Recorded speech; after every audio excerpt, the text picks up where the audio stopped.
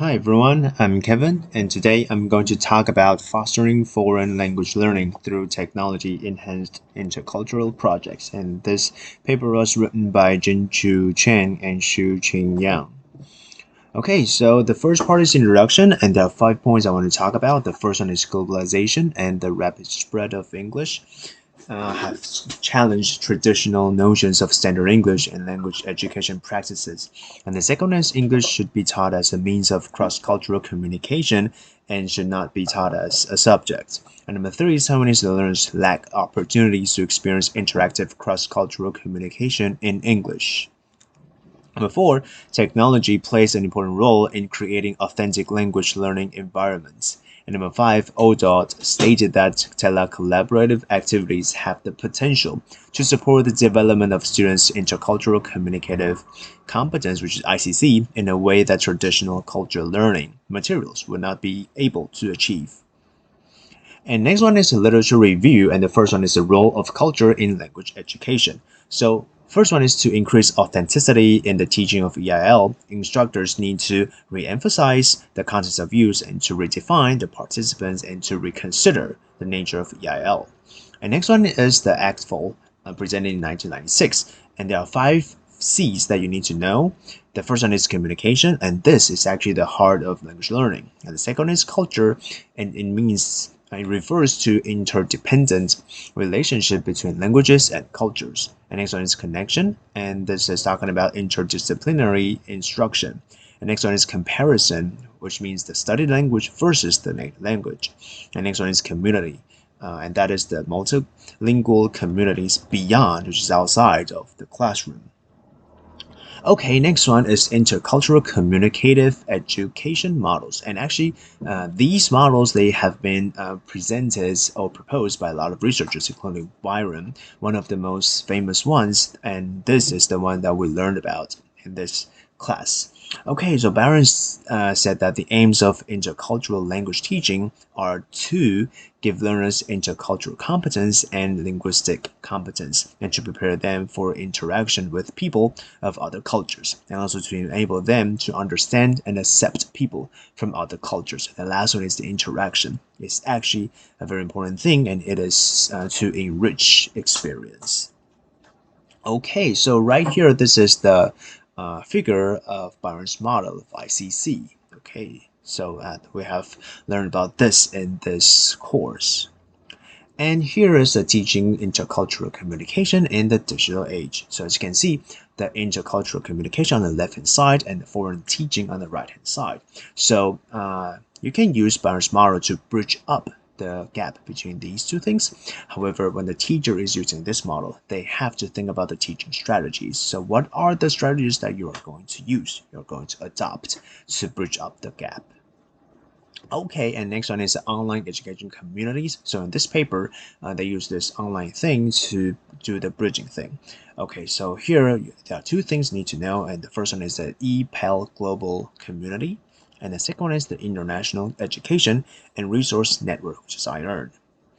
Okay, so here are the research questions. Yeah, so before I get into the research questions, I need to talk about this acronym. What does this stand for?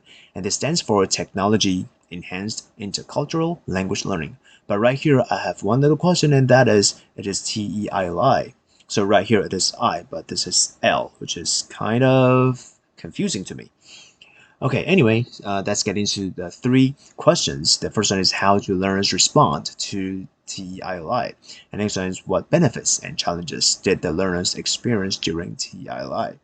And number 3 is what teaching related challenges are associated with TEILI. Okay, so here comes the methodology part and the participants. The first one is the number. Yeah, so there were 15 students recruited in this research, and these 15 students, they were all 7th graders, and their language proficiency level were comparatively high compared to their classmates. Yeah, so they have good English and Chinese skills. And the nature of the program, this is a pull-out program. That means 从原班抽离. Okay, so the methodology, instructional design. So there are 3 projects that you need to know. Yeah, so 3 projects were conducted, and the first one is folktale slashes, storytelling, past and present. And the second one is video conference, and the last one is EPEL project. Okay, so right here, we're going to show some tables. The first one is of table 1. So as you can see right here, in the first semester, the first project was conducted. So you can see the folk tales, storytelling, past and present, and this is the content of this project. And the second one is a second semester, second project, video conference, storytelling, and cross-cultural discussion. Okay, and the third project is the EPEL project. So yeah, 3 projects here in this research study. Okay, now let's get into the data collection part. So there are 4 things to do in the process of collecting data. The first one is beginning of course survey. The second one is midterm survey. Number 3, 2 reflective surveys. And number 4, end of term survey. Okay, starting from the first one, beginning of course survey. So students' language learning background and self-evaluation on their language skills were examined in this survey. Okay, and the next one is midterm survey. So this was used to evaluate the first semester course and adjust the curriculum in the following semester. The next one is the 2 reflective surveys. So at the end of project 2 and project 3, so they will have these 2 reflective surveys. So as you can see, project 2 and 3. So what are these 2 projects? Let me rewind it a little bit here. The second project, yeah. So this project, video conference, and the third project is EPEL project. So at the end of these 2 projects, they will implement this 2 reflective surveys. So these surveys, they are have 2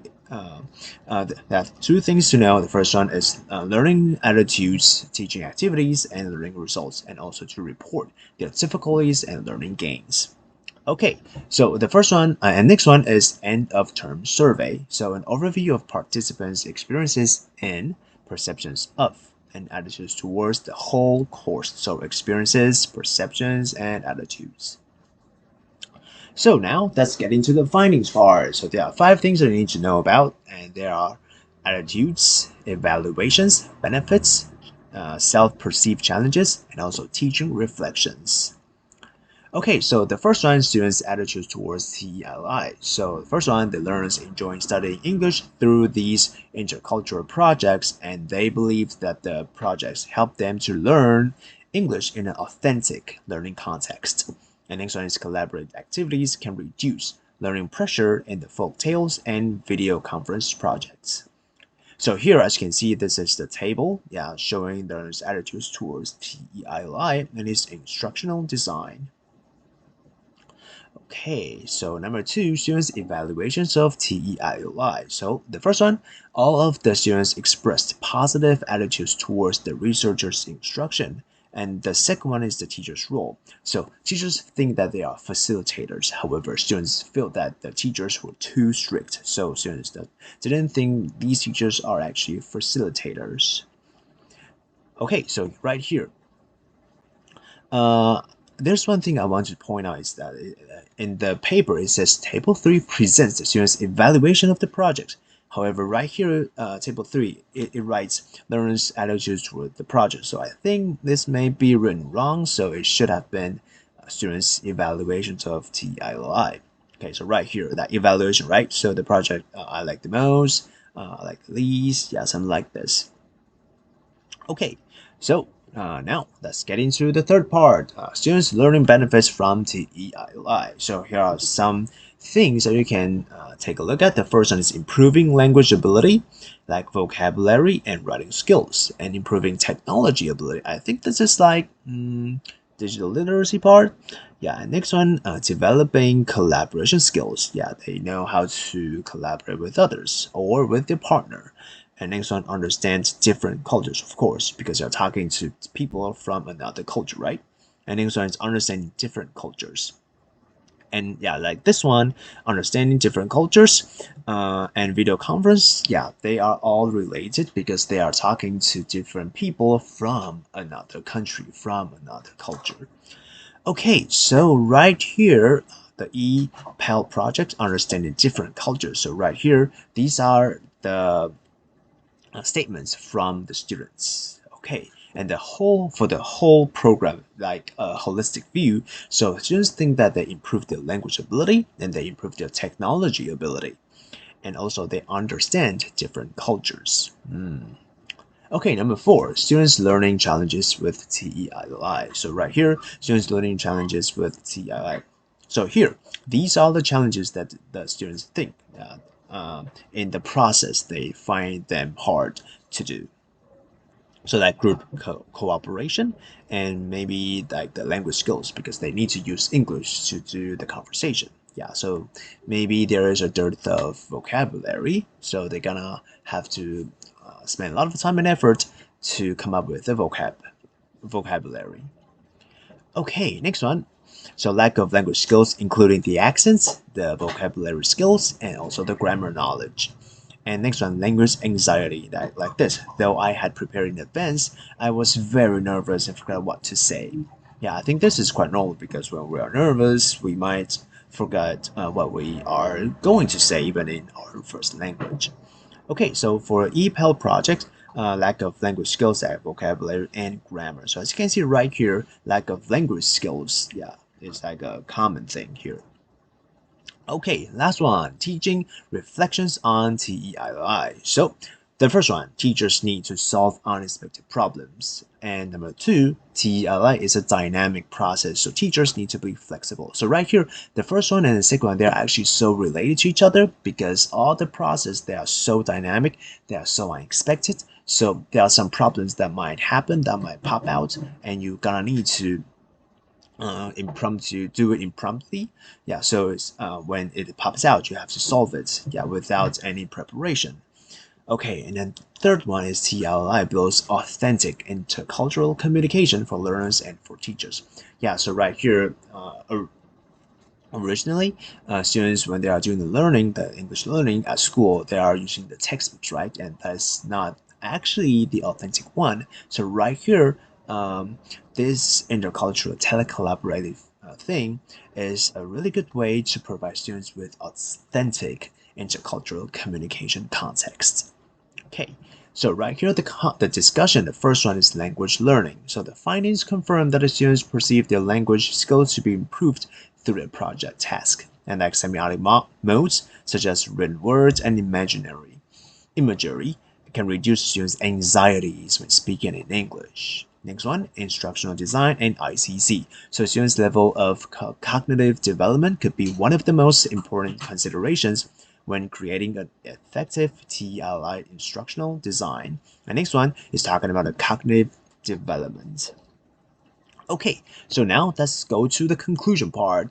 The first one is the students think that they improve their knowledge of the varieties of English language, use, and culture, improve their vocabulary, writing, and technological abilities, and learned collaboration. Next one, with proper planning and project management, learners could experience varied intercultural projects without difficulty. And last one is the future studies should investigate the results of integrating other types of projects into such a course. Okay, so this is my presentation, and today the paper I'm talking about is this: fostering foreign language learning through technology enhanced intercultural projects. Thank you, everybody.